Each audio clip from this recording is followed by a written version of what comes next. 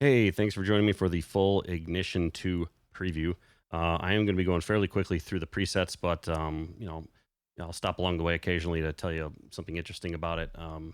And you'll probably see me showing you how to play some of them because some of them are a little tricky, but very fun. The difference, if you don't have Ignition 1 already, Ignition 1 and 2 are both very much the same, similar style. Or it's got the MajorOSC style. It means a lot of sequences, probably at least half of them, and some of them can be kind of combined or turned off from sequences. And also, it has a lot of Ignition 2 has a lot more bass and a lot more pads, I believe. Not tons more, but there's quite a bit more. Ignition 1 had a lot more keys and plucks, but also Ignition 1 was set up a little differently because I love the macros, and my initial concept with Ignition 1 was a patch within a patch. So I'd set up all these macros so you could completely change the patch and kind of create a patch within a patch. You can just make another patch just by the macros I set up because they were so altering. They're very, very much altered the sound. Not so much with Ignition 2 because I wanted it to be very focused. Ignition 1, the patches would come stock the way I thought, the way the original vision was, but you could really go off the reservation pretty quickly by tweaking some of those. And some of the macros, you only have a certain amount of letters you can put down there, and some of them I couldn't even explain everything. I had to put abbreviations, and it just started looking like a mess. So I wanted to keep Ignition 2 is a little bit more clear and a little bit just more straightforward and fun. It's not dumbed down by any means. In fact, it's a hell of a lot more complex in terms of routing because it was built on the 1.5 firmware. ASM is the greatest company I've ever seen or worked with, I'm not working for them, but I'm working with them because they heard Ignition 2 I had started Ignition 2 designing it. They contacted me well before I was even halfway and asked me to test because it would be a good opportunity to test since I'm pushing this thing usually to 32 macros on some of them, 32 mod slots. And then, so I reported bugs and they let me, release it the same day as their firmware. In fact, it was a win-win from both. So sorry to ramble a bit, but I just wanted to, kind of give you an idea of what the differences were and are, and kind of explain the backstory to Ignition 2. I'm extremely proud to sell it. It's definitely worthy of it's definitely a worthy successor to Ignition 1, and the new abilities it blows Ignition 1 out of the water in terms of sequences because of the new abilities, and also all the stuff I learned from Ignition 1. I was able to kind of a little bit more strategically apply it with Ignition 2, so it was a little bit less experimental and luck. And a lot more focused. So you might find it Ignition 2 a little bit easier to apply to your productions or finding specific sounds that just right away you'll know. Where Ignition 1 is going to be it's wild. It's not like experimental by any means. It's definitely grounded in like usability, but it's just a lot more out there. There's a patch that imitates the drums from Halo, just to give an example of like the crazy shit I thought of for Ignition 1. This one has got us some craziness towards the end, and I'm definitely excited to show you that too. But right now, it starts out pretty straightforward, and I kind of give you a variety of everything. And then later on, I start to work in bulk in sections. So there's like 5 or 6 that are just sort of like a VCO polysynth, old school sounds, followed by some guitars and strings, stuff like that, pads. So, and that's so as it gets further into the numbers, it's a little bit more organized, but they're very memorable and they have a lot of catchy names. So I'm sure you won't have any problem kind of figuring out which one you played last. This one, the first one, the new analog, it's just it's a really accessible patch. It sounds very plain at first, but when you move up the mod wheel, it really opens up.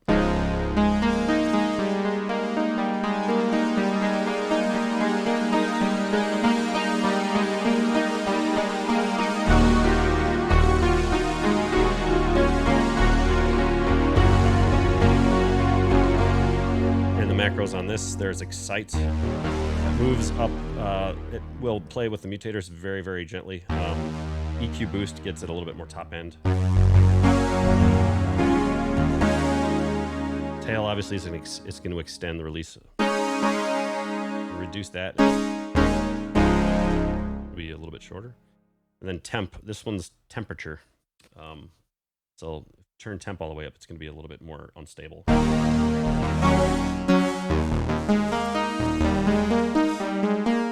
Temp off. Temp on. It's not too crazy. How that works is it's using 2 sample and hold LFOs one per oscillator. So every time you touch the note, every time you punch in a note, it's not quite in tune. It's either a little higher or a little lower, and it's a great way of, you know, getting that analog, more of an analog kind of organic feel to it. And then you can turn this into a pad. So right now it's in pluck mode. I just have pad, and a little arrow up, and then pluck. So I'm going to turn it all the way to the left. Turn up the mod wheel a little bit.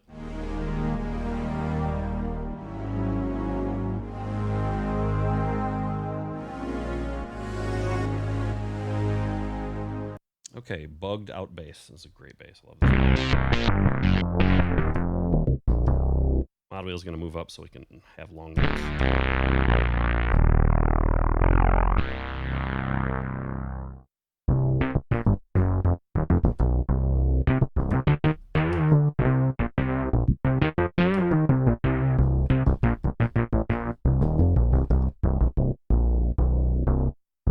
Lots of stuff to play with this one. Ring mod sounds great on this.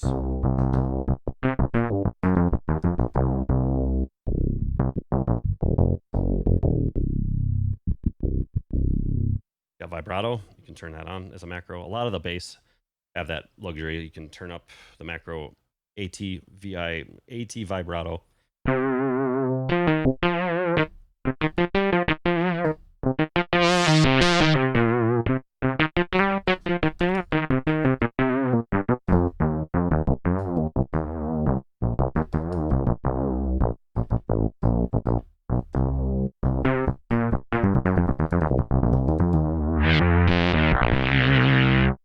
That's straight up Earth, Wind, and Fire inspired. Wax People is a weird one. Love it though. Also, by the way, I should note the expression pedal. I'm using an expression pedal. If you see shit happening that looks like it should not have happened with an envelope or an LFO, chances are it's because my foot's moving. Highly recommend getting an expression pedal for Ignition 2. It is so worth it. I said fuck it. Anybody who doesn't have an expression pedal, the patches will still be functional and they'll still sound good, but you're missing out a lot. You're missing out on a lot. There's a lot of stuff you can do to just really that'll also come in handy in productions too. You know, throwing in high pass filters, doubling the tempo or doubling an LFO. You know, just adding all sorts of crazy mutators and shit. And especially release on the guitar patches. It's crucial because you can have the kind of strumming sound. But we'll get to that later. Let me show you Wax People here. Wax People extends it into another wavetable and then also softens it. So it becomes sort of a pad, but it's neat when you do that.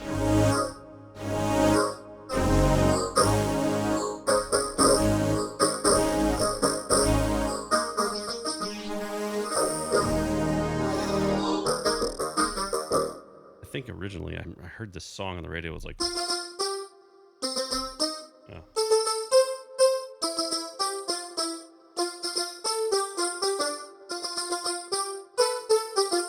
Screw it. But anyways, it's fun. One of the macros on this, smooth.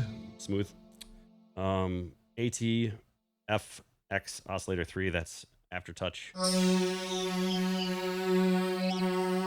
Very subtle, but you can hear it right there. And then AT vibrato, aftertouch vibrato.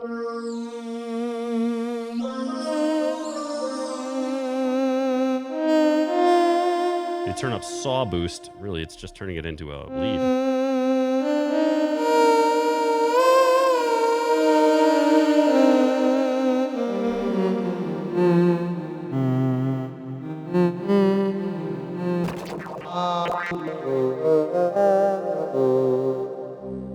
Saw toggle.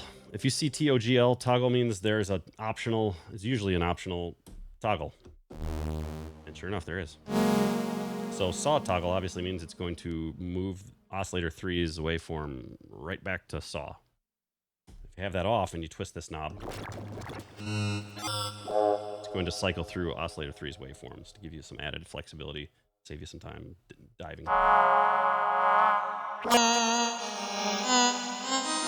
So on this one, you have a very flexible lead you can kind of transfer, change into. Very good for live performance or, live jamming. This one's called Frog Ferguson. It's sort of like partly sequence, partly lead. Sounds kind of analog-y at first, but then you turn up Blizzard.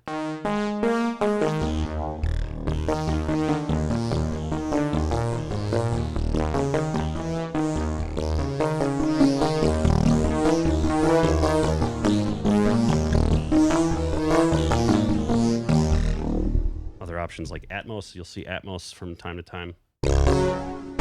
Atmosphere, that's all it means. It's not Dolby Atmos. Rain Season, I like this one. It's probably one of the more mellow sequences. And I believe it started out as a pad, and I just loved the idea of having something really kind of subtle in the background. So you can tune that out a little bit, or for the most part, you'll still hear a little bit, but the chill macro does pretty much tunes a lot of it out. That and turn down deep pulse.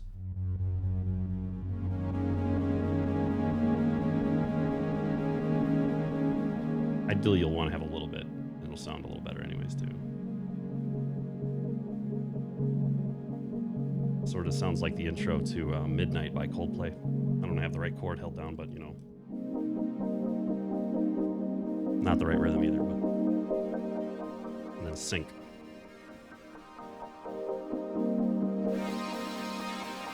The mod wheel opens up the filter, excuse me. Strings of Kings. This is straight up for scoring. I'm not gonna lie. I built this with scoring in mind. Scoring movies.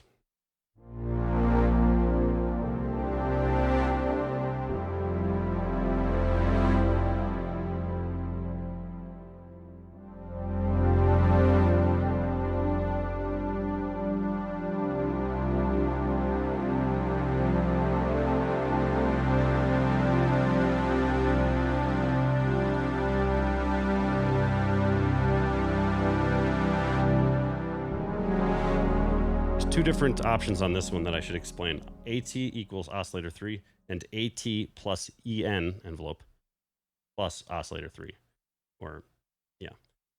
One of them directly increases the volume. That's AT equals oscillator 3. You hear it come in, right? Also, turn that down. There's also the option of having an envelope cue in oscillator 3, but you are in control of that envelope with the aftertouch. And what you're doing is essentially shortening or ending the long period of time of attack that is set by default. So as soon as you apply aftertouch, it's telling this to use way less attack on the envelope that's cueing in oscillator 3. And when you do that, it will give you the illusion that you're actually cueing in the same way, maybe a little bit of a delay, but not too much of one. And you can fine tune it. But the nice thing about that is it won't abruptly drop out as soon as you let go, because you'll have you can go into that envelope and adjust the release. I've already adjusted the release to kind of have a little bit of tail.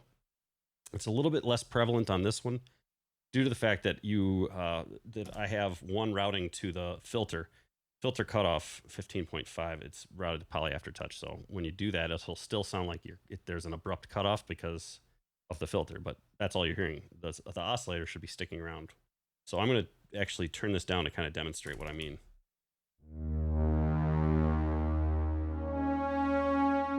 Let's change the waveform of oscillator 3 real quick. Hear that carrying on?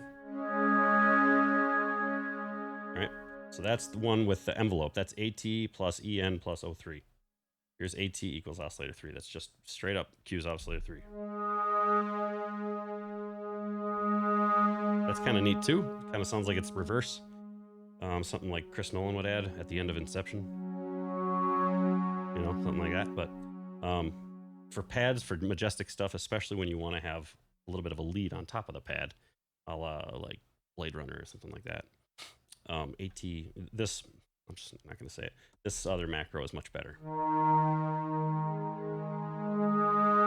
And if you hold down a note, it still won't come in for a long time. So.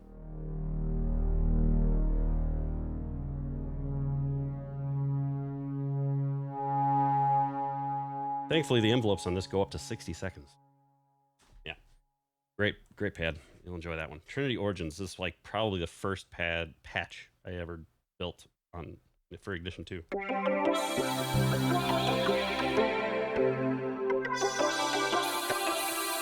This is right when I was kind of getting back into the groove of things, so it was definitely a lot like an Ignition 1 key. Ignition 1 had all these crazy spacious keys with tons of atmosphere. This was essential in kind of getting me back into that groove, and so there's some more really good keys in this one, and really good pads. But this is sort of like one of the original designs I had that's sort of optimized, or yeah, without the filler, without the experimental stuff. This one, soft, really does wonders to it.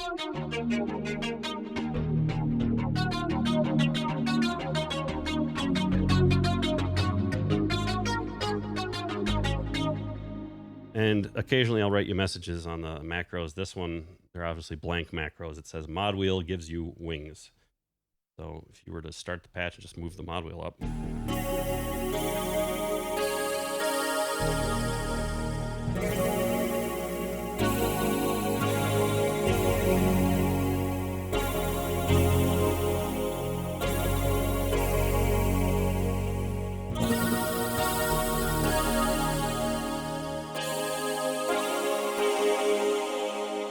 And standout is going to be a little bit of a,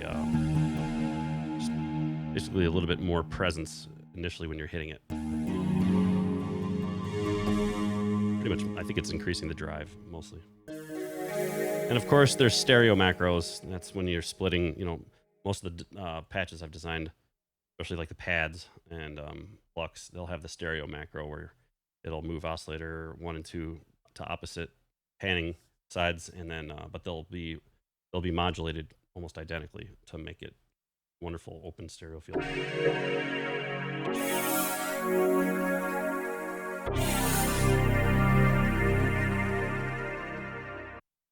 High flying bird.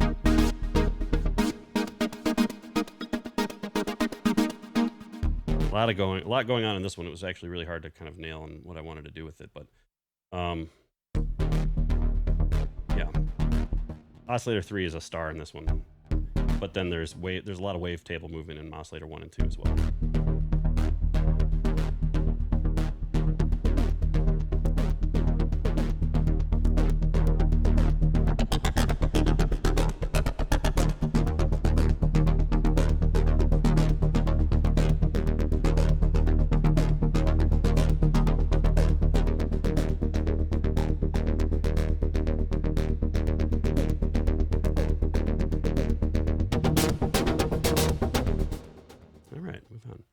MajorOSC is electric piano, I believe. A little bit, sort of. I also use a sustain pedal.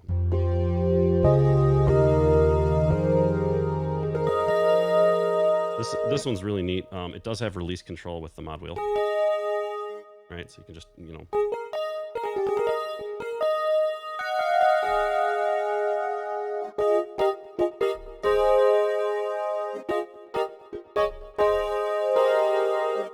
harmony is neat.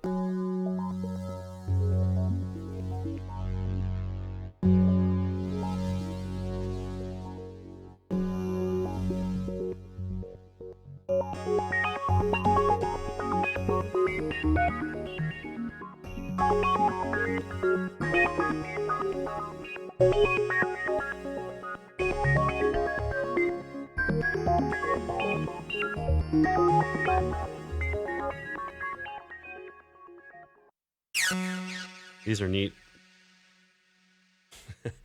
They use the reverb in a very weird way. So if you tap them, it'll they'll sound like that. But if you hold them, it sounds just, yeah, it's crazy. It's using the sync, I believe, and then it's got a reverb, actually, an envelope controlling the reverb. That one's the kind of the template that you can work from and kind of mess with. And this is the full kind of finished product.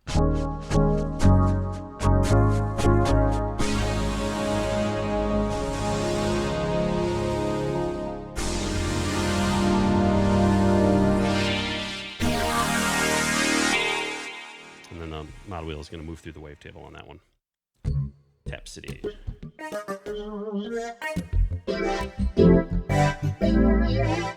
This is, I went all out on this one. This is, I wanted to make the funkiest goddamn electric piano that you could use that wouldn't protrude through a mix and kind of make you look like an asshole if you're playing in a gig, but it would be enough to really capture people's attention. Because one thing I hate about seeing live bands is if I see the keyboard player and he's never turned up high enough, it's just, you can never hear, you can barely hear some shit coming through. It's always the guitar player, the drummer, or the bass player that's just blasting way, way high. So this one isn't going to overpower everybody, but it's going to have enough going on movement wise to attract some attention and really sound stellar.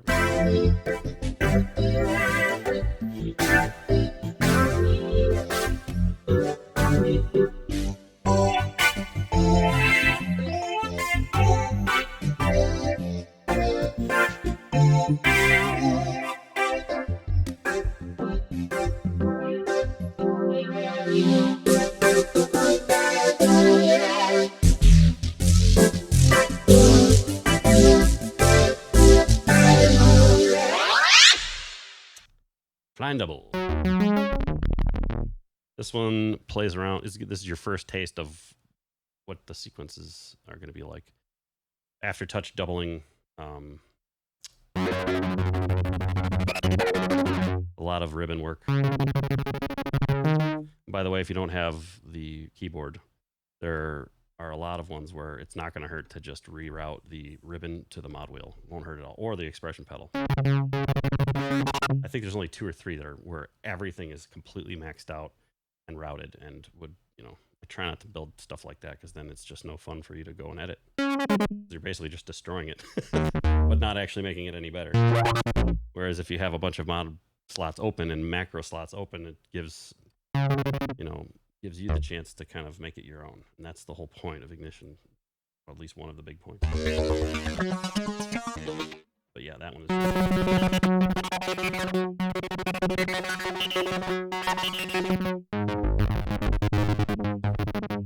The expression pedal turns it to triplets.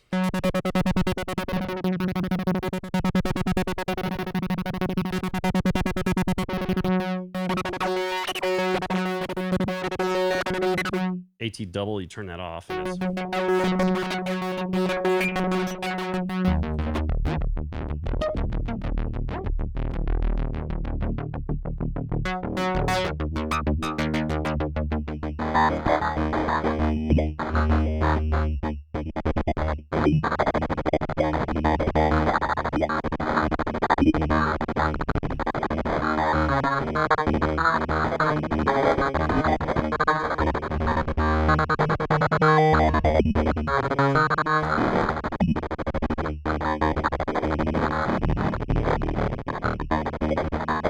you get the idea.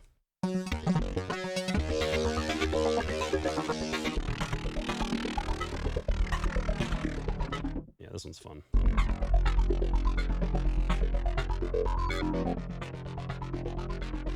So on to avoid people getting sequence fatigue, I've built in macros that let you disable a sequence.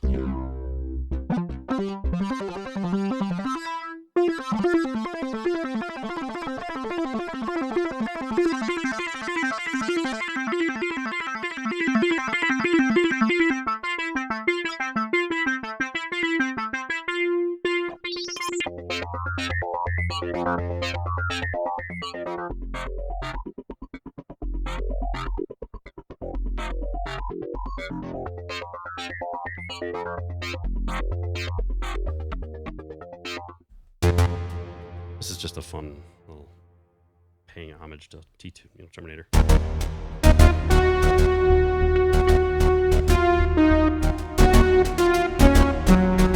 spare you the whole entire performance here.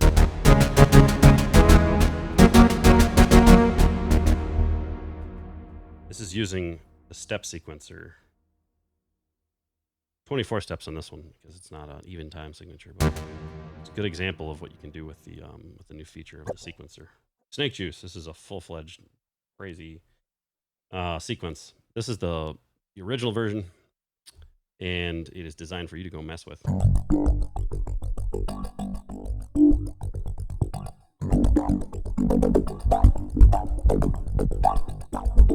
Aftertouch sensitive.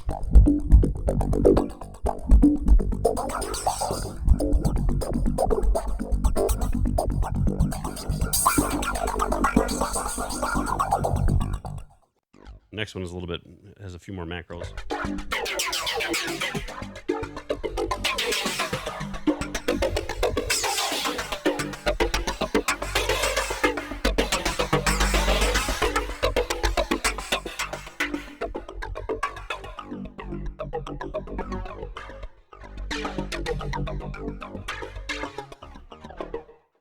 All right. Oh, this is, I'm very proud of this one. B-Sod, or Blue Screen of Death, or Better Sounding on Drugs, is what you want to call it. Dead Mouse and Steve Duda released a mix a couple months ago, right in the middle of me making Ignition 2, and it was a full-blown hour-long mix, and I had one of my favorite songs and plus some new shit. They did this one thing with their bass at the end of a riff. It was like, this isn't what they did, but this is the end of the riff. It was like, and then it would go bow, like a drop. But it would change from a square to a saw in such a manner that I've never heard like that, and this is the closest thing I could get to it. Sort of using a little bit of FM and a little bit of wavetable. I'm sure it's something that they did on Serum. And then I took that and I improved upon it and made it something fun to play with. So the macros are Better Sounding on Drugs and Blue Screen of Death. So I'll just kind of give you an idea of what it sounds like here.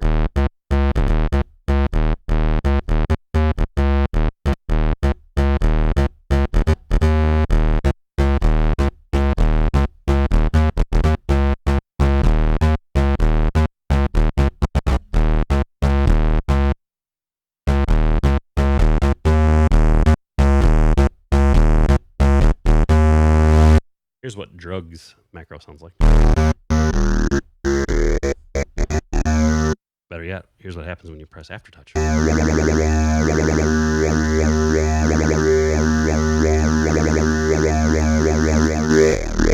Blue makes the start side chaining.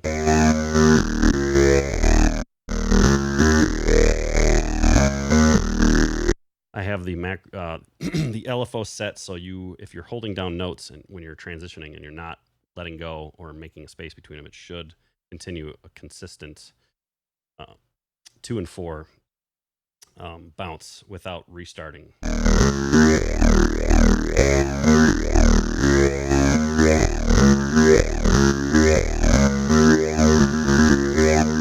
Whereas if you let go in between notes, it's gonna throw it off. Here's screen. And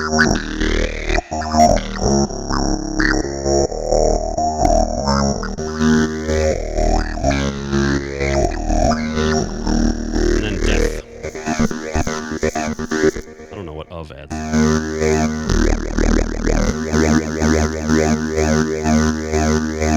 Oh, dry wet for a delay.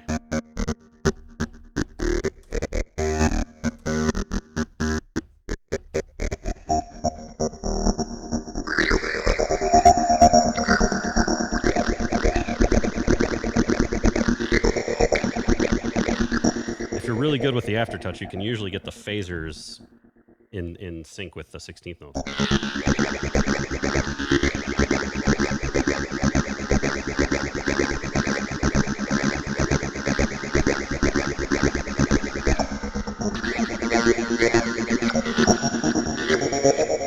It's a lot of fun, that one.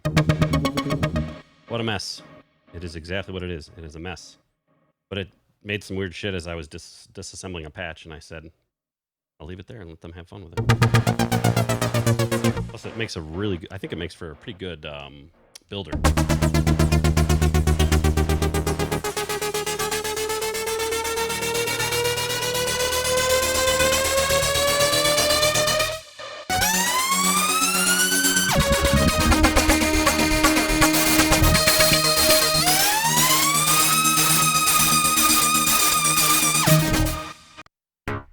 Popcorn chicken.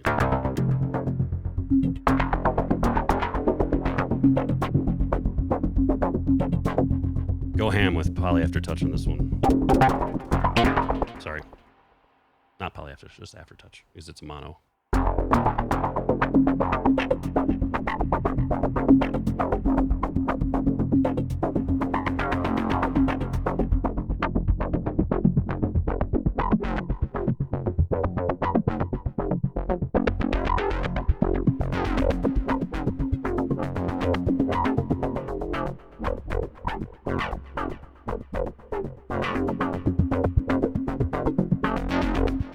Tons of fun.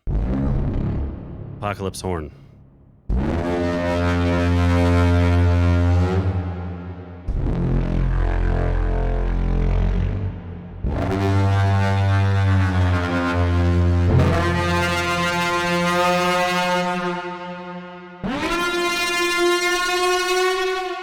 If they had a horn like this at Chernobyl, I don't think they would have had any problem evacuating people.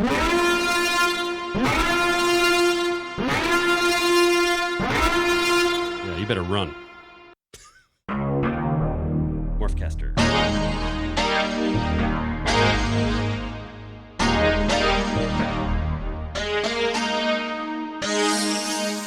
Couple of macros to mess around with.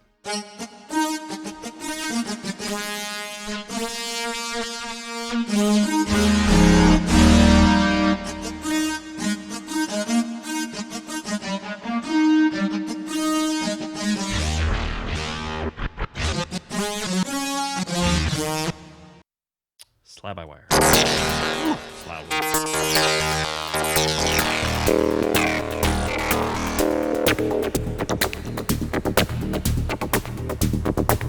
This one pans mutators and oscillators to left and right when you play with a ribbon.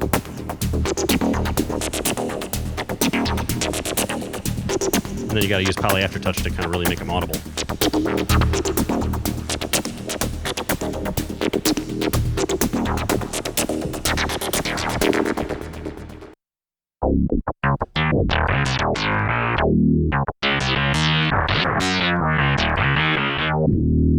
This bass has a really neat one where you turn up darker, it'll go bit crush.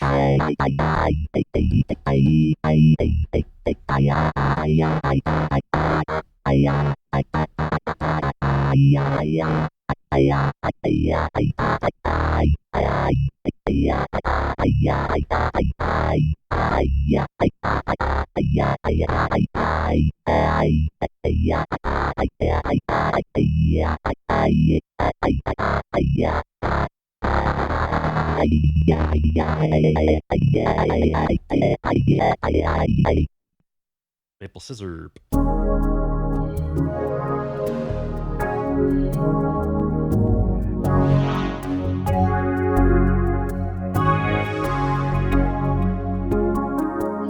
This also has the swirls macro.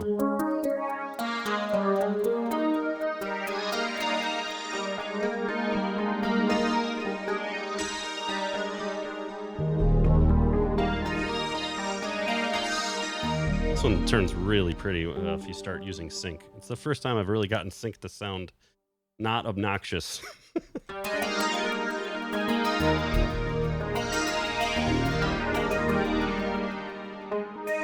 Especially when you add stack, or rather wave stack. It's a lovely one. Melting brass. Okay, so this one, you melt the brass when you move the mod wheel. That's how you melt the brass.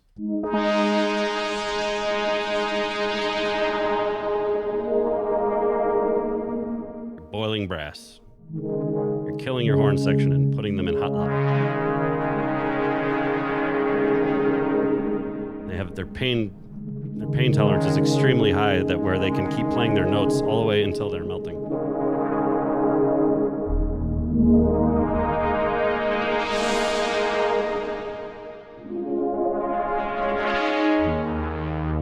playing it without the mod wheel most of the time. Just wanted to build a brass that had a lot more aftertouch emphasis and had some more personality and character. You know, sort of talks like.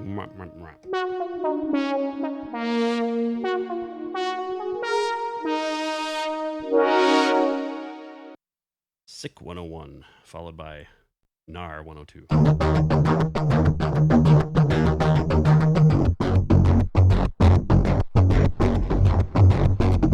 This is for all you metal fans.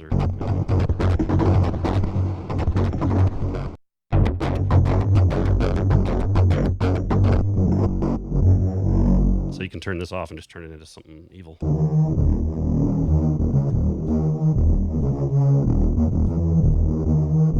Sounds like the beginning of a Nine Inch Nails song.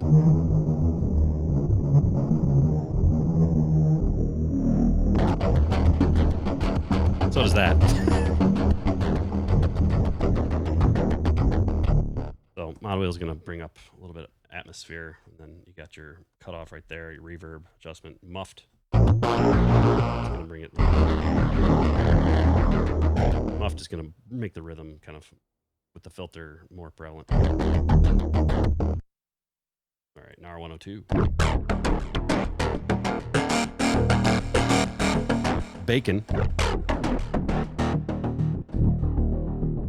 which you also need depth.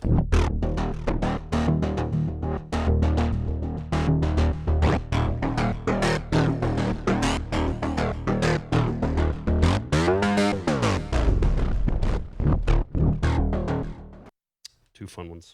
Melting steel, similar to melting brass, except this one's sort of more like turns it into from a metallic-y kind of key to a little bit more stringy.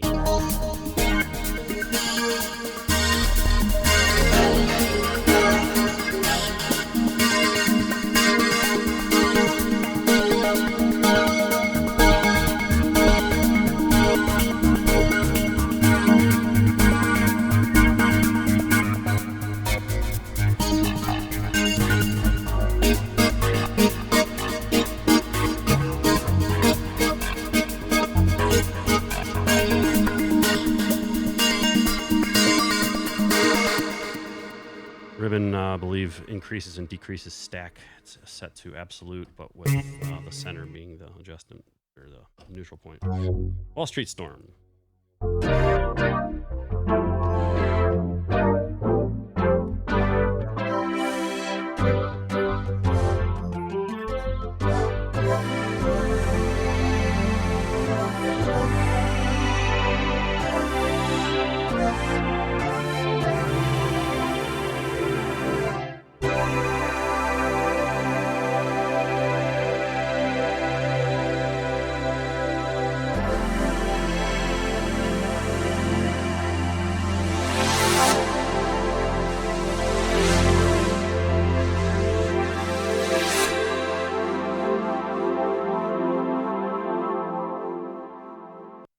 Lead Me, my favorite lead right here.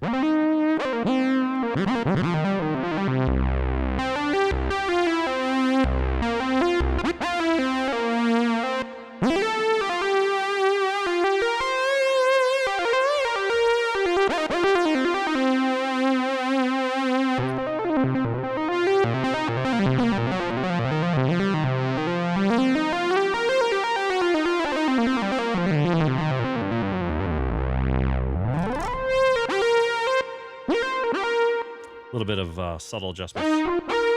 Turn it into a super saw.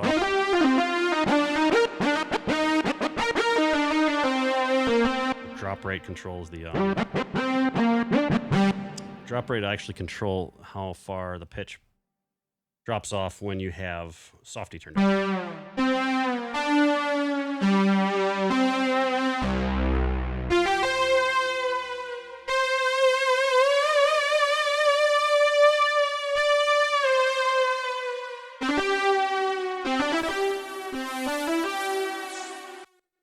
Galaxy of Fifths is one of my all-time favorite pads.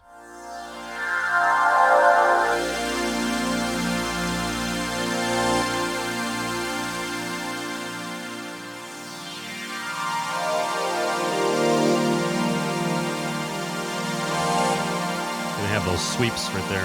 Reverse. Watch what happens when you hold it.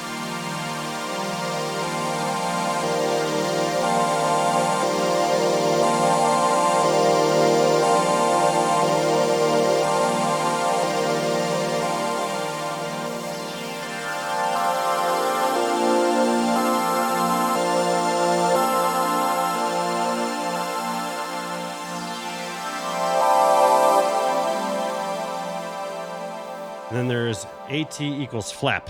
That one's aftertouch equals flap. Here's what happens.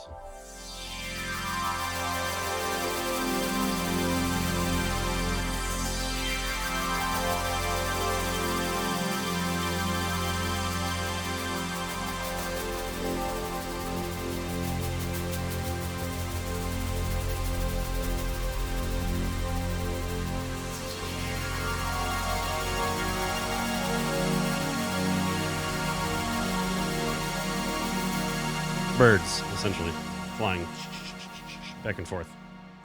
Saw toggle, you turn that off, it's going to go into a wavetable pad. That sounds pretty good, but I actually liked it better with saws, so I built that in. Oh, and there's going to be more movement, honestly.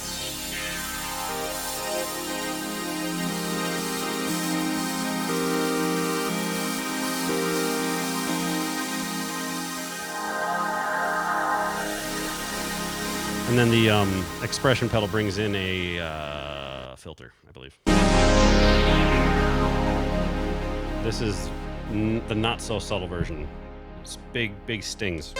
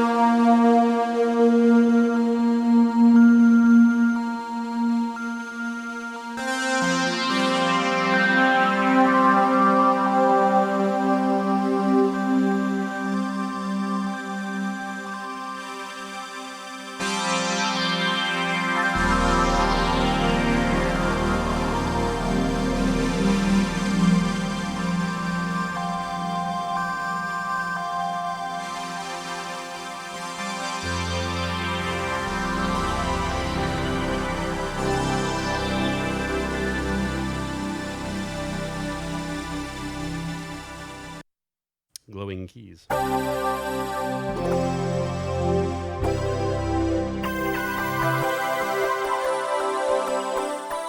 Proximity is going to bring it closer to you, reduce the reverb.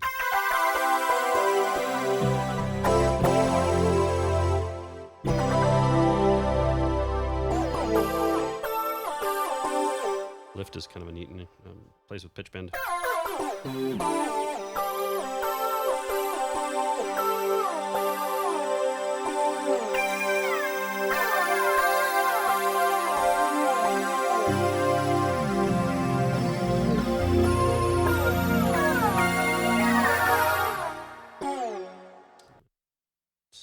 Dead Zetter is pretty crunchy, more of a template.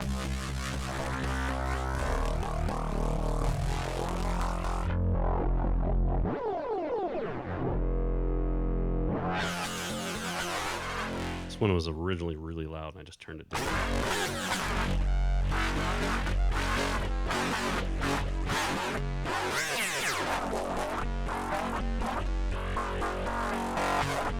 If you use if you're doing that kind of future bass or any kind of sliding gnarly monster bass in your DAW, just, send automation programming to the mod wheel on this, or any of the macros for that matter.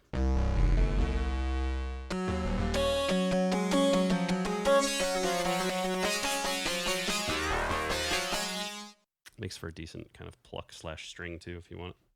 2020 VCO, this is one of, I think, 2 or 3 that is just kind of a straightforward stock template patch that you can make plucks out of or just do stuff with, kind of the old school sound.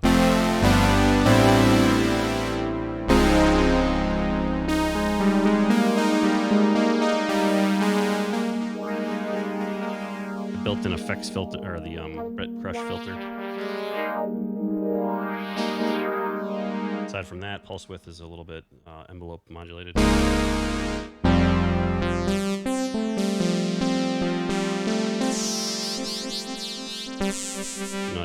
Increase the aftertouch sensitivity.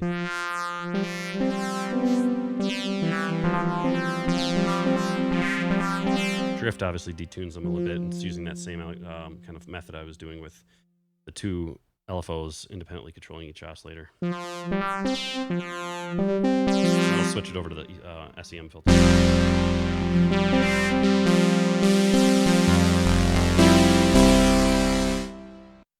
Mean M.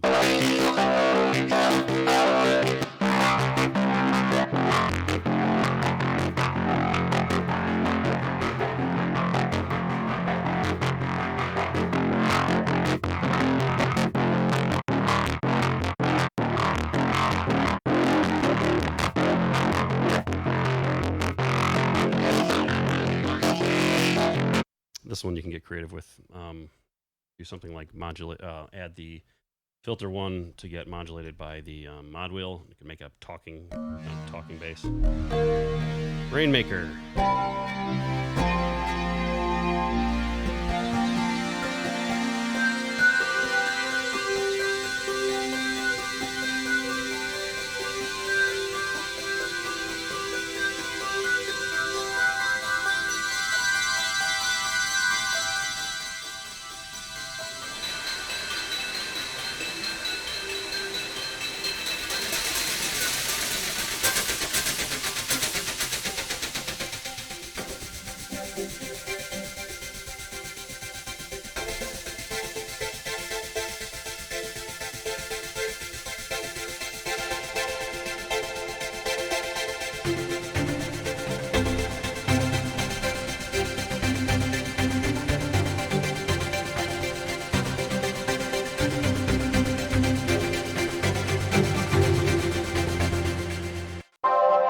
Bombay Beach Bum.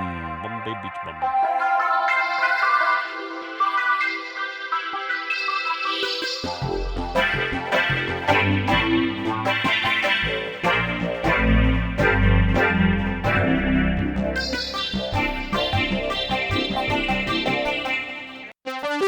Crunchy piece.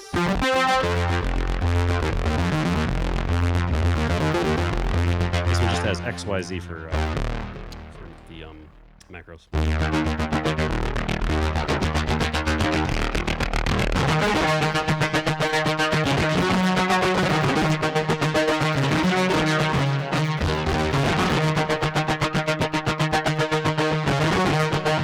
That was kind of fun. Tiptoe.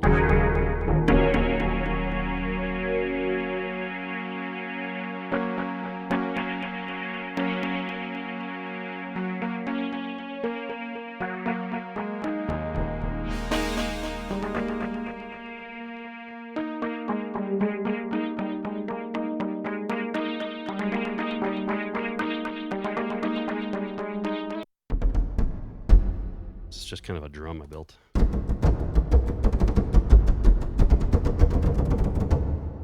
Sort of like a battle drum.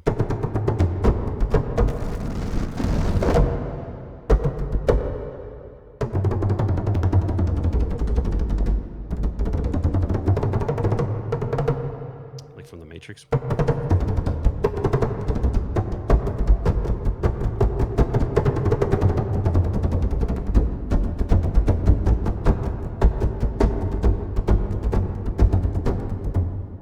Next. A Mitch Murder inspired electric piano, which means it's really just a DX7 inspired electric piano.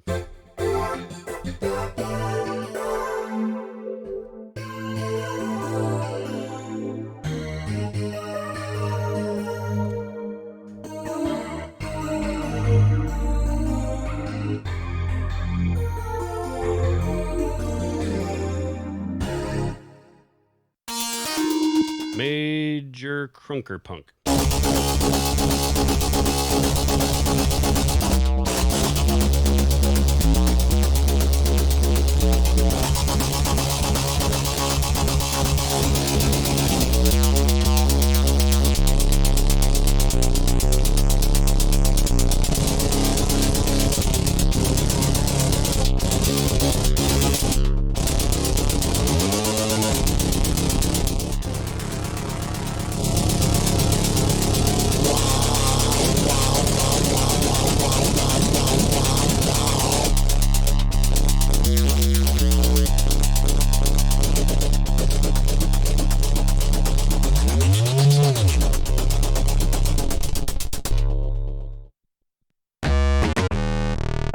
FM slide, one of two, I think.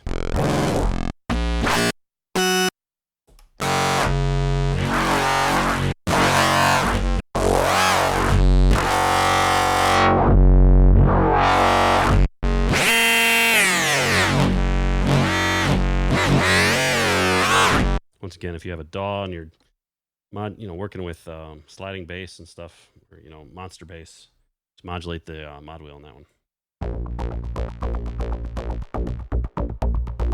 Oh, this one's neat. It's a sequence, but it's got a little break period. You go up for air, you twist it, and you go.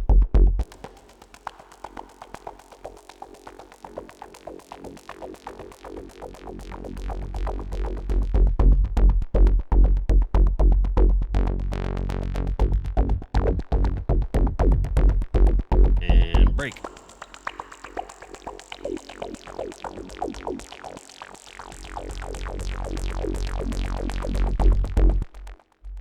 That's fun. Mercury. Key organ. Couldn't figure out whether this is an organ or keys. Probably more like keys.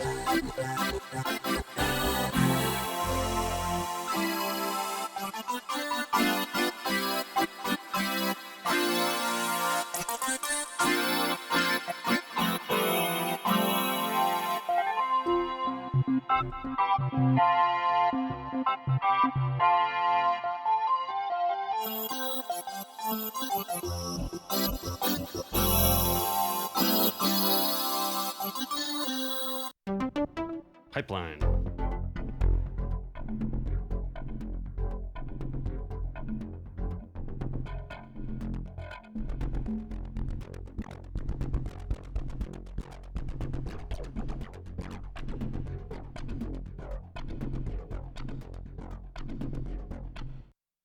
Mavericks Locals. I was watching a lot of surf documentaries while I was making Ignition 2. Even though I'm not a surfer at all. This is the one you heard in the intro.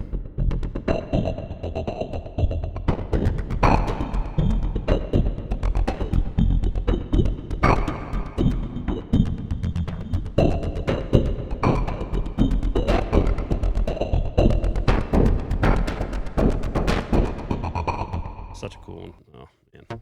Could go hours playing that one. Okay, this one I should explain. First, second, third, fourth, fifth. Those are notes. And I'm talking about the first through the fifth of, not the notes like in a scale, but designators. So there's one that lands on the downbeat, that's first. There's one that lands on an offbeat, that's second. So, and then you pitch shift them and make a new sequence per the macro. So this one sounds like that. If you want them all to sound the same note, you just turn them all up to 128.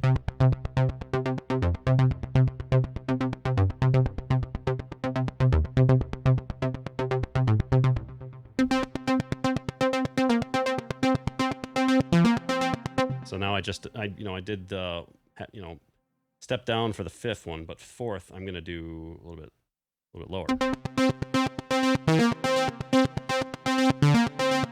Maybe not that low. Yeah, I'll do fifth, like a fifth.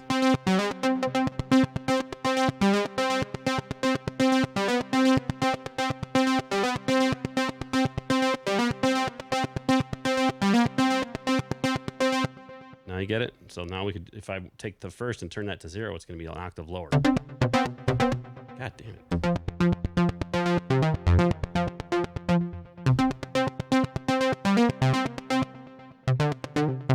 So now I'm playing with the second one.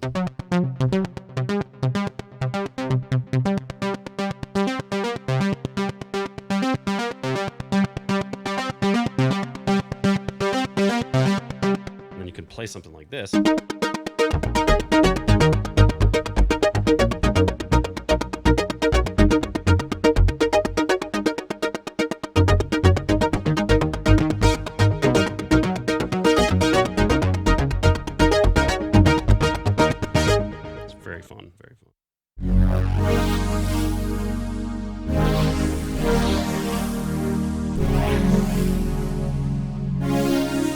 called Silk Saloon.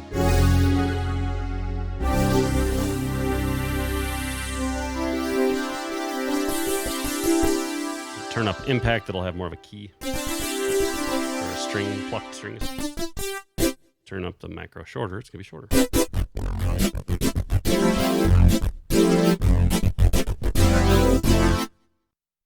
Titanium strings.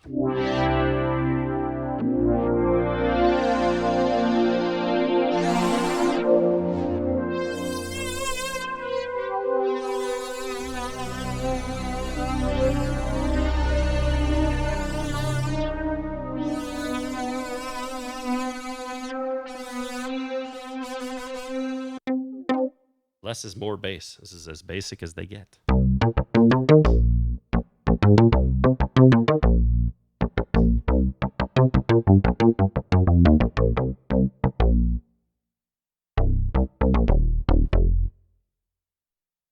Earwig.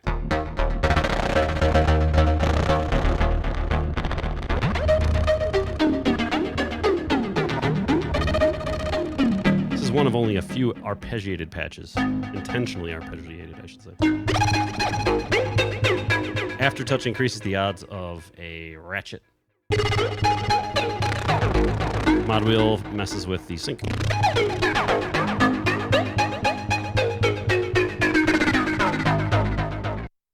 Toaster Jam, one of the first sequences.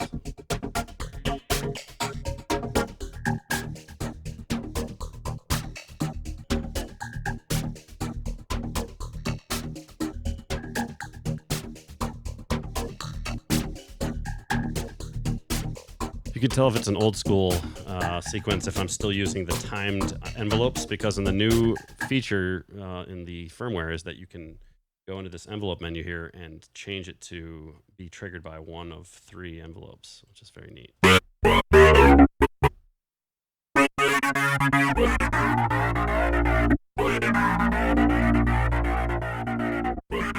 Save that real quick. It's too loud.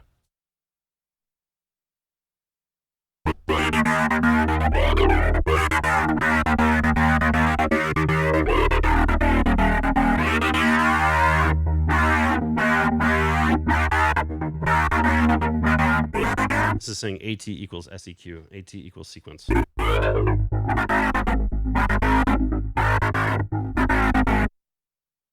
wall.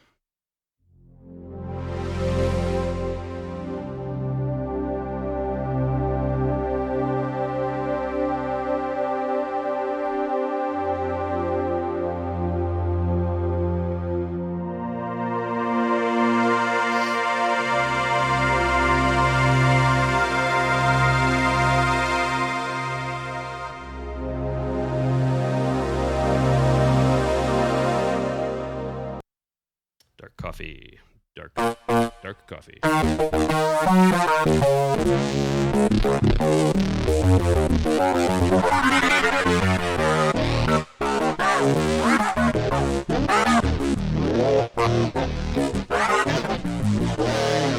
It's got a macro called 3D, and it adds some delay.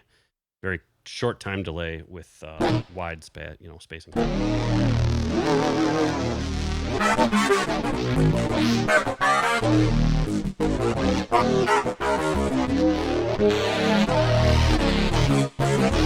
Want to add more low end, add oscillator 3 as the other one.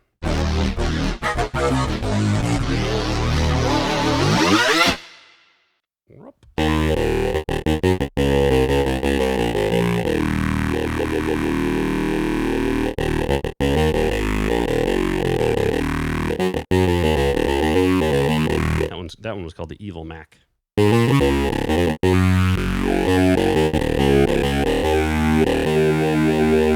Tongues adjusts the formant filter.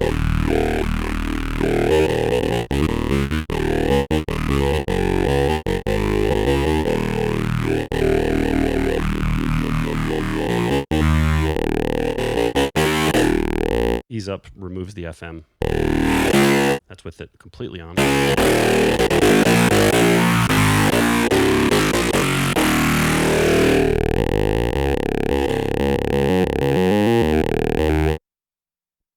Velocity strings.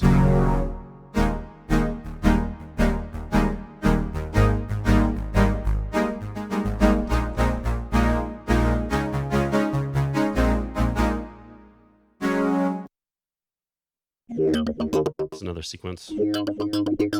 Dark Forces, I believe it's called. Yeah.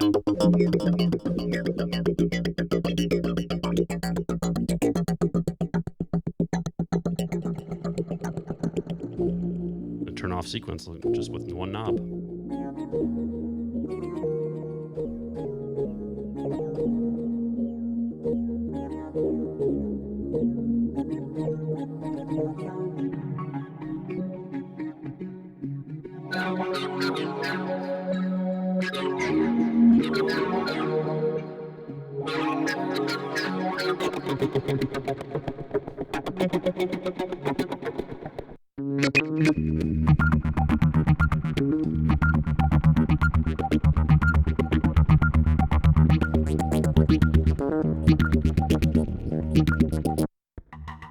Telecaster Cafe is one of the newer ones based on the new firmware. So basically, an LFO is triggering an envelope and 16th notes, and the poly aftertouch is increasing the decay.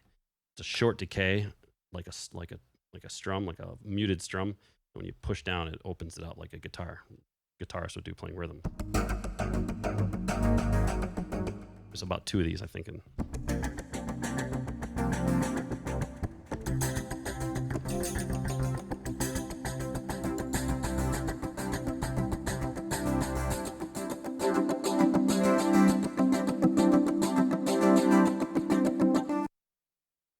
Here's the Piano 2.0 is in a revised version of the piano in Ignition 1.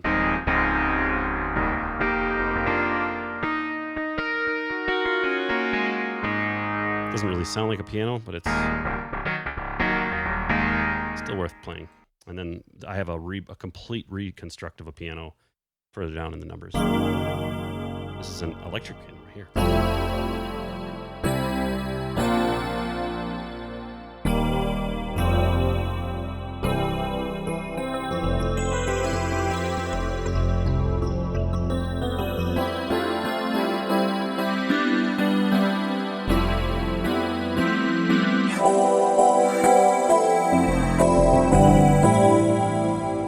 Lots of adjustability on that one. Velocity Skies.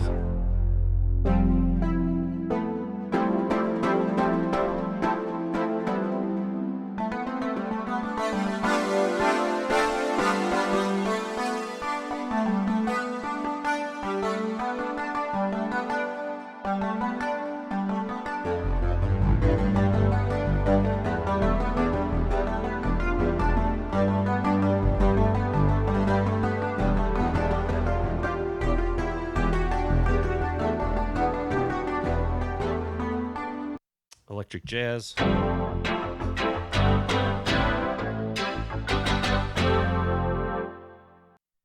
Mac Rifter. This one's for you to have fun with. Thought it was a great start to a sequence.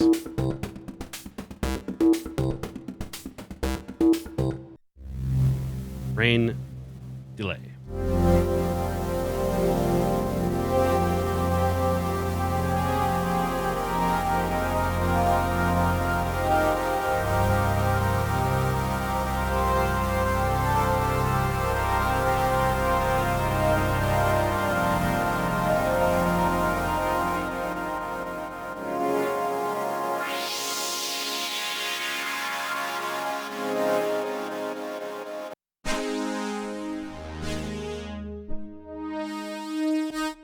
Triggered is based on macros.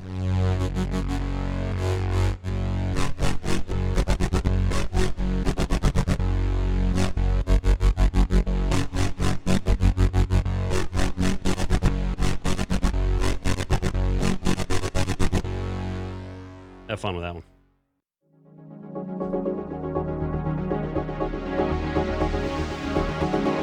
Listen how long this rhythm goes for, the accents. That's the sequencer, the long step sequencer.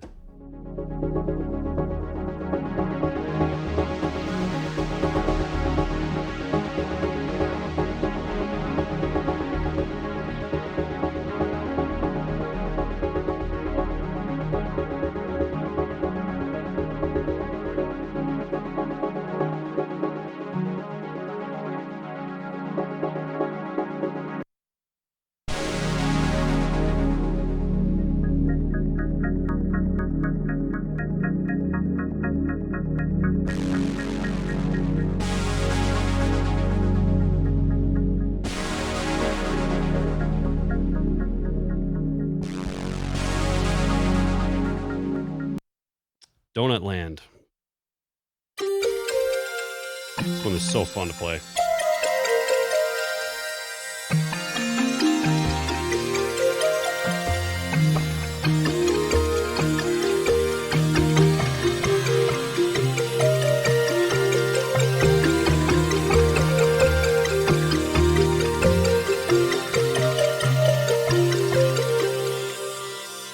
Here's where it gets fun.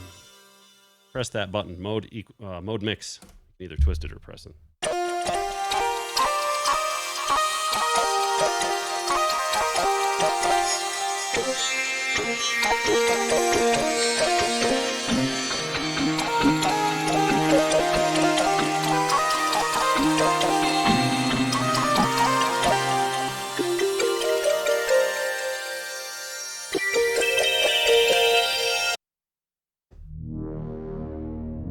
This is called Whoa Factor.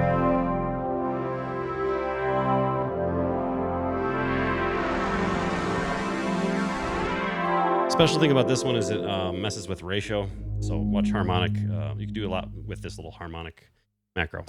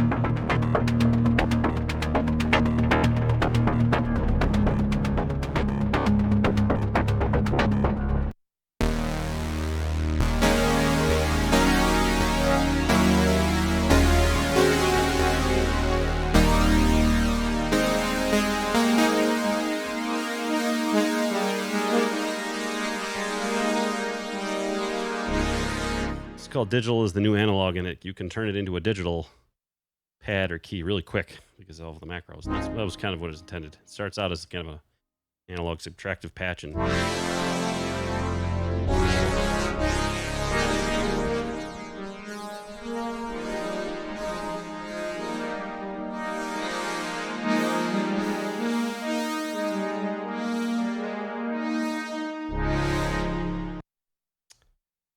Velocity Maximo.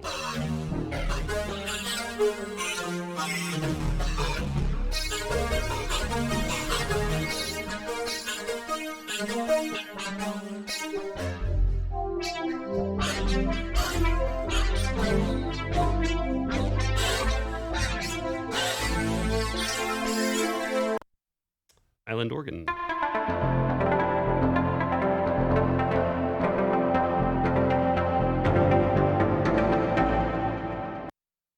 Aggressive grunge.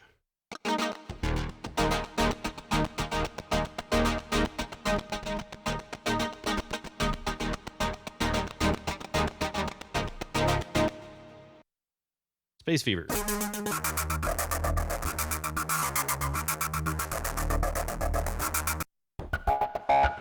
Dinner Out. It's inspired by Harry Gregson Williams.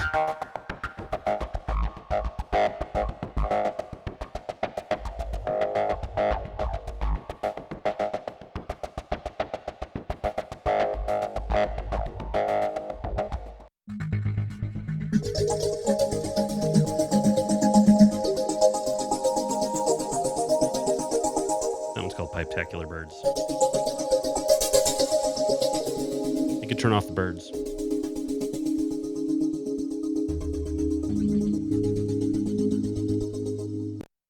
Cybertron.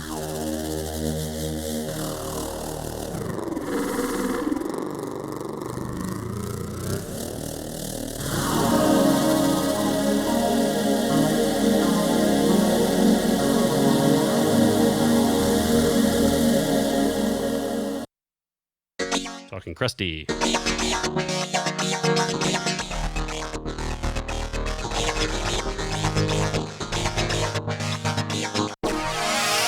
Electric teeth.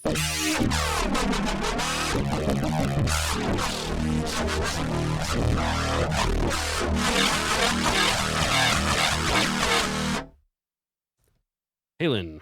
This is the Van Halen template that you can build a guitar from. Actually, there's a better one. But I left this, that one's a starting point. This one's a cool one, Hendrix.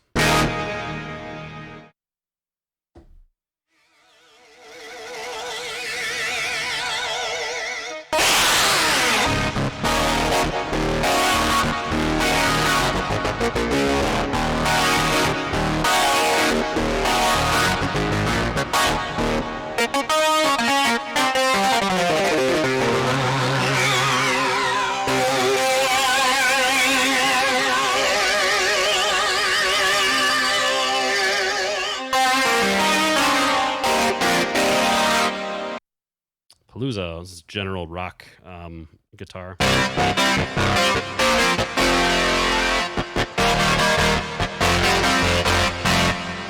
lot of things like Sold Out, that would be at reverb, like a stadium. This is within.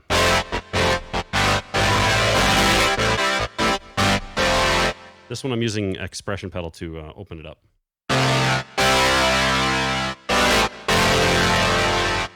Marshall adjusts the EQ a little bit like an amp.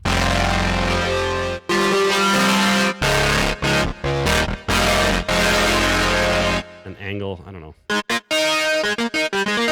That messes with Oscillator 2's wavetable. On the Hendrix one, you can mess with the overtones. It does make a difference.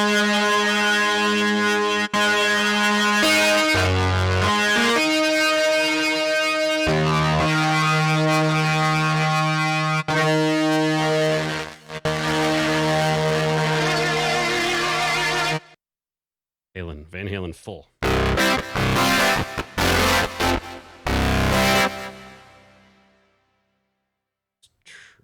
we go.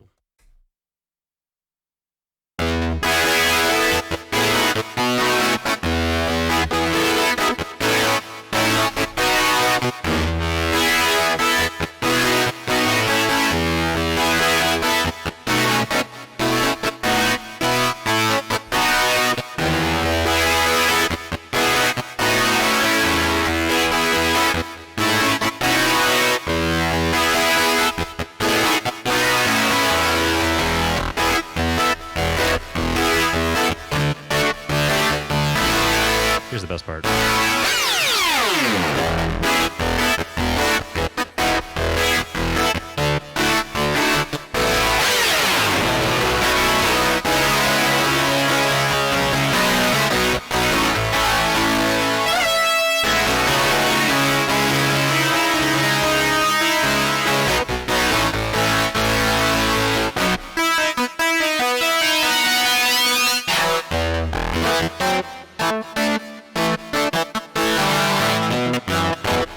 Pretty bad at that, aren't I? Pounce lessons. I love this one.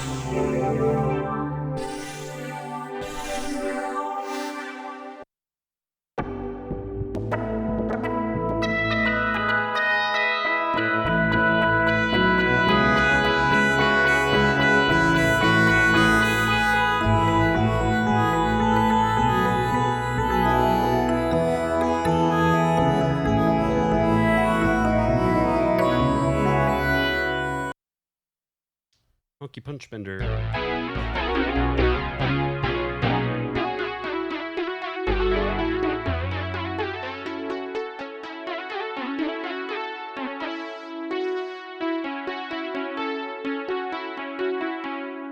Lots of stuff where you can disable some of the bending.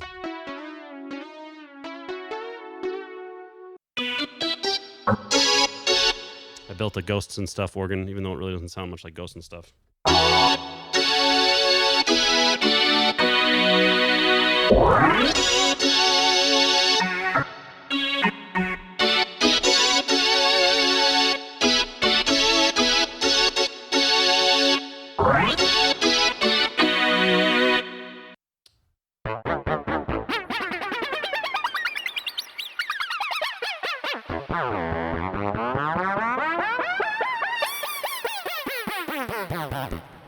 One little effect. This is closer, straight out of Nine Inch Nails.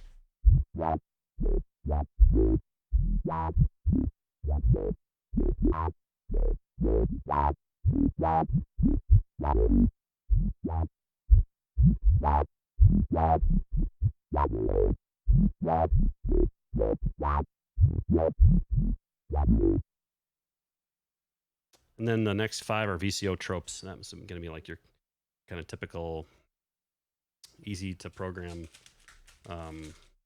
patches for like a subtractive analog synth.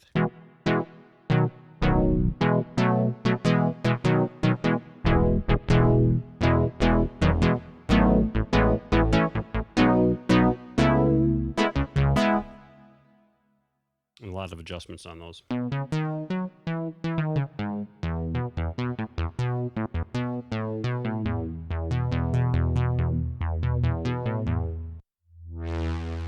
Here's the pad.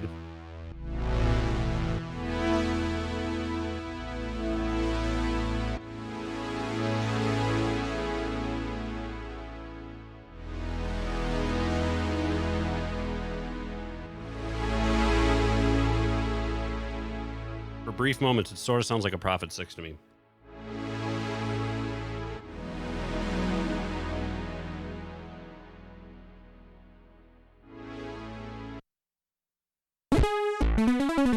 Is your mono lead.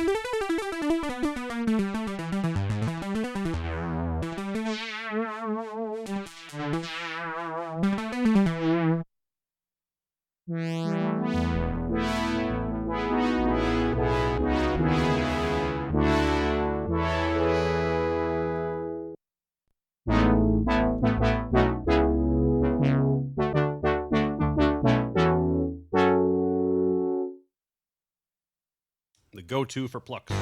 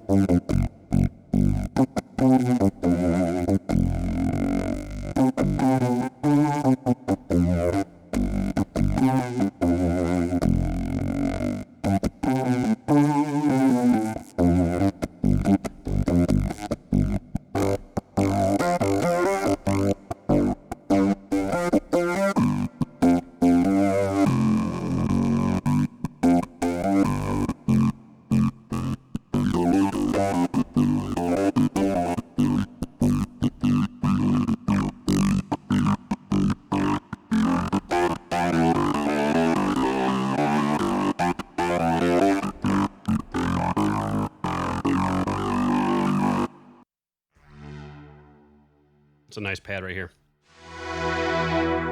You can play it sort of like Vangelis, just move the mod wheel about 3/4 of the way up, halfway.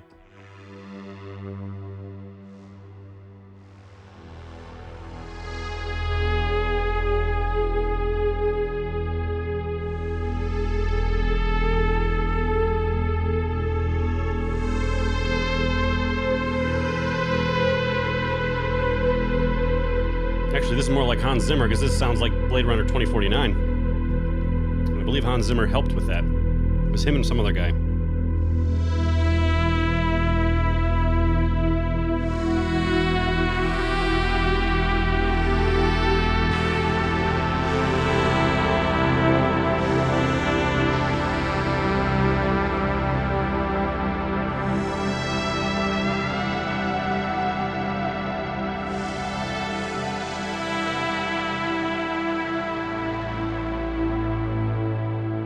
This uses that same thing I told you about, where the aftertouch is shortening the attack on an envelope that brings in the third oscillator. And it does have the other option where you can just play the oscillator via directly poly aftertouch. So that's AT equals OS3.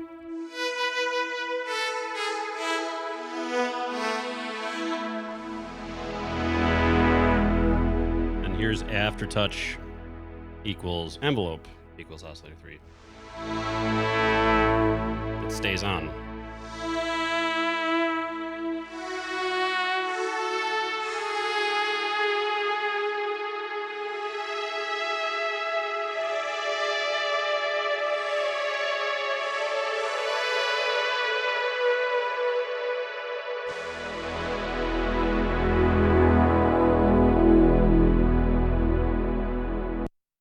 Pluxity.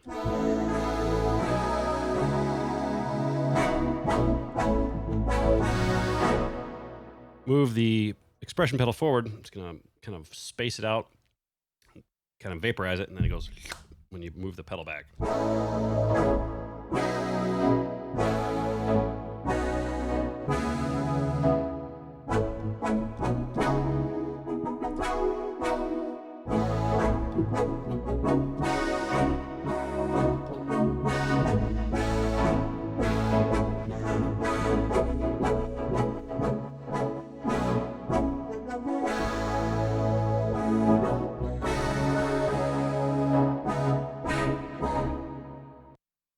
Sequence United is a good one.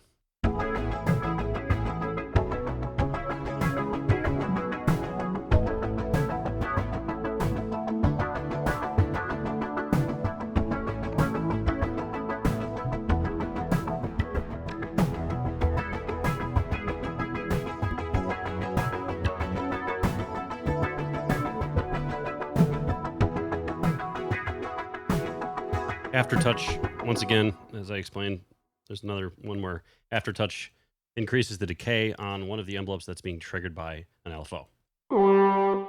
This one was one of the special requests from Facebook, the Facebook group. I did a thing where throw in some music that you want to hear a synth that's in, mimicked or copied, and I couldn't guarantee a direct copy. This one's from Stranger Things, one of the soundtrack, not the main theme, but one of the entries.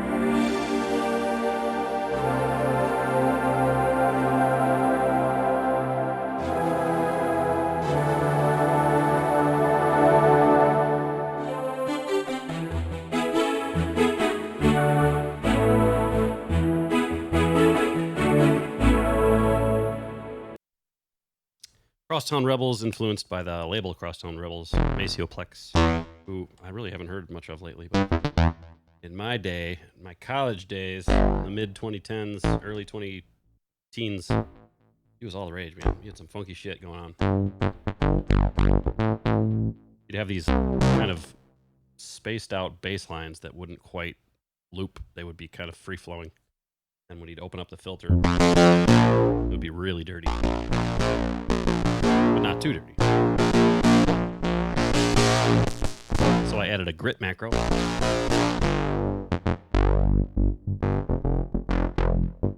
Super Funk turns it, into this.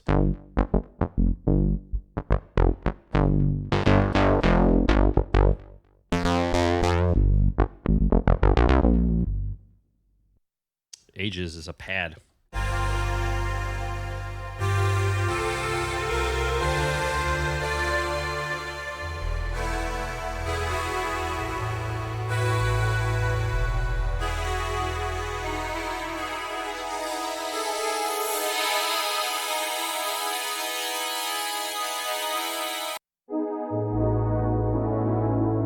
This is inspired by that Ulrich Schnaus, I think his name is, track that was shared on the Facebook.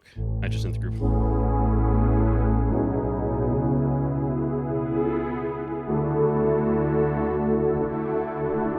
Pretty simple pad, really. Goldfrapp Crunch. This is inspired by that one from the Facebook group from Goldfrapp. That really cool bass line. This isn't the bass line, but this is what the bass sort of sounds like.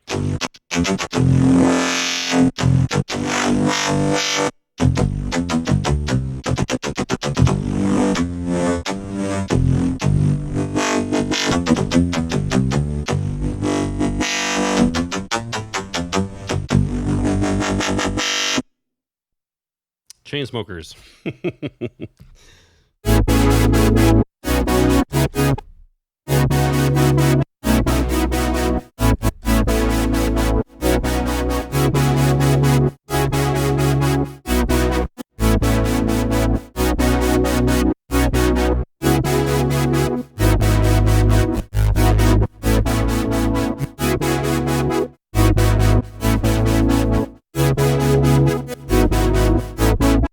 Is that not every Chainsmokers song? You can do a variation where there's a 16th note initially.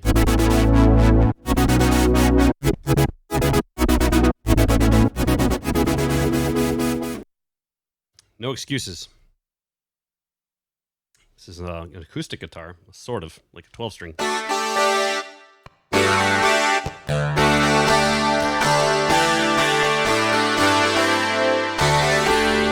We gotta transpose it back down. There we go.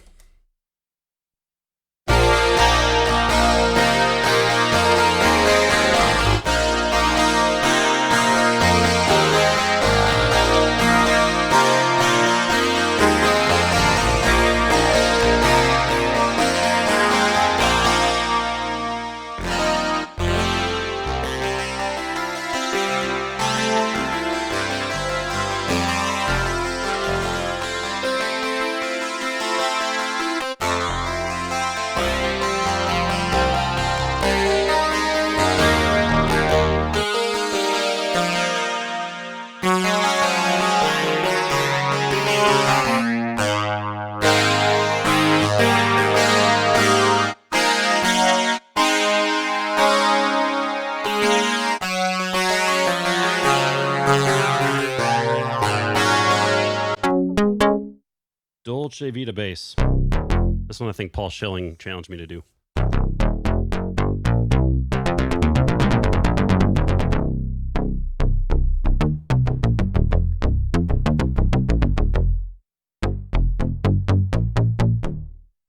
Forgot how it goes.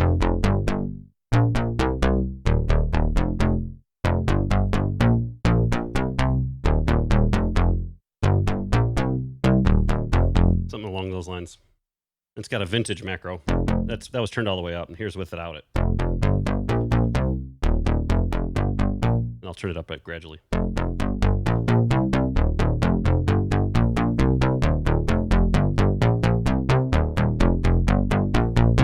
That's the beauty of macros. You can just throw 8 random parameters that you want to increase. Not random, but 8 selected parameters into what you think would change the characteristics to something you would describe as vintage. And this one, I think I increased the drive, detuning, something like that. Rival consoles, I believe a guy showed me a pad that had a lot of these overtones, or what do you call it? FM kind of modulation going on. Oh, and sync.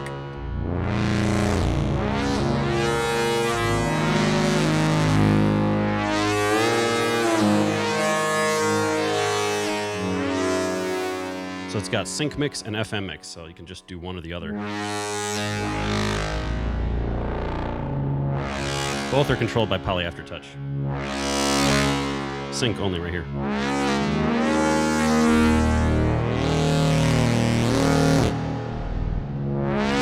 Tail cut right there. You can remove filter aftertouch right there. Just make it.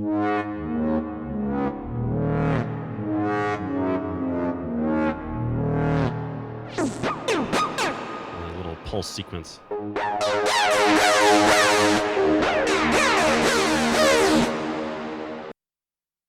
Italo Disco is a neat one.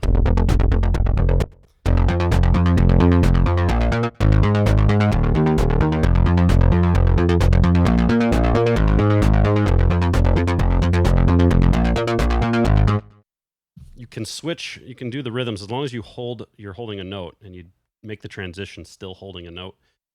The snare and the rhythm will keep up how it's supposed to, but if you let go, obviously, the LFO is going to reset. So,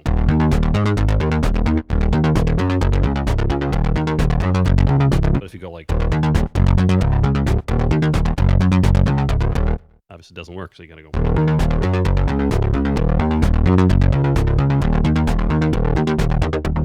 There's a macro called Mo Italo, and that would be doing this.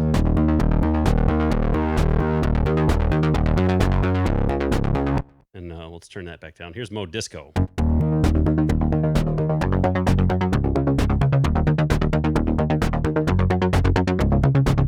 think that just kind of increases wave stack and kind of keeps it clean. You can do both though.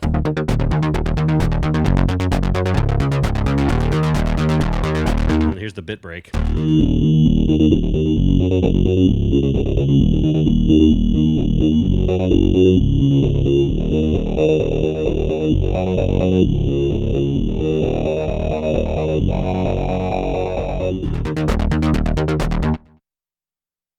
LFO.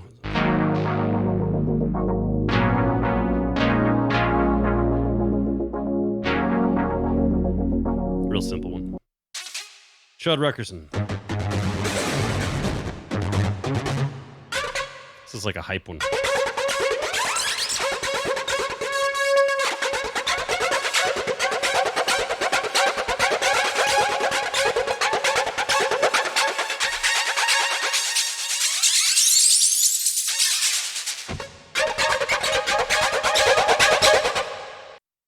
Here's Piano 3.0.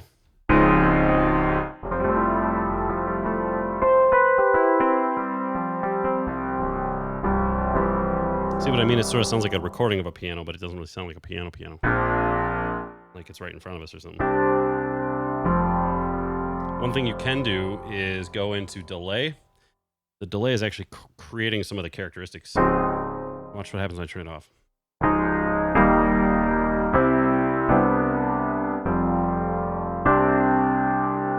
Now I'll turn the delay back on.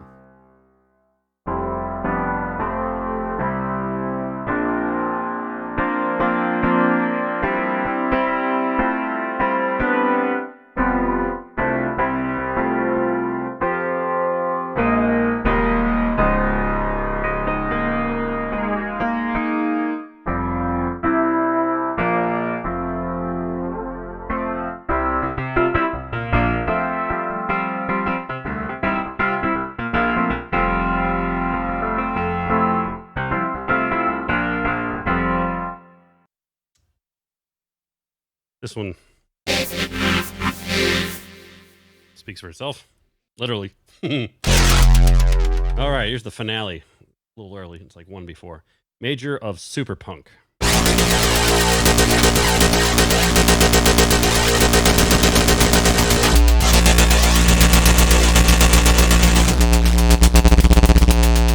this has different rhythms depending on where you touch it, so.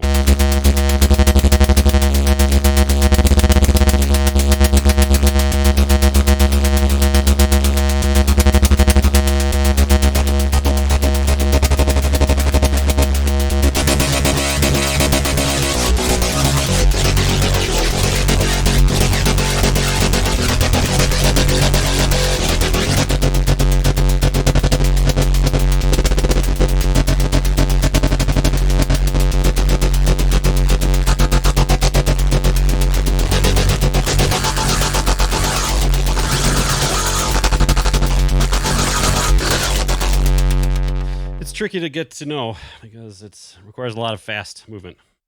And here's MajorOSC. Oops, let's try that again.